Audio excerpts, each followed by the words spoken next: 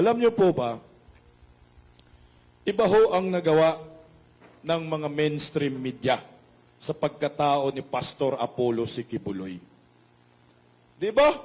Grabe gud ni kahimo-himo ning mga dili man day pwede diri mamalikas. Kasabandaan ni. Di gud ba makapamalikas dud ka sa mga demonyo ba no? Tama. Grabe gyud ang ilang gihimo kay Pastor Kibuloy sa mainstream media. Ila gyud gidaot-daot kay maumag gyud nay plano sa Uplan Horos. Nagdi ka. Grabe giingnan gyud nila rapist.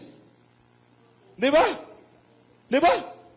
Maug yun ay ilang gi-inject kay Pastor Kibuloy. Rapist man na si Kibuloy nga nung ning lansad man na oy. Priso man na.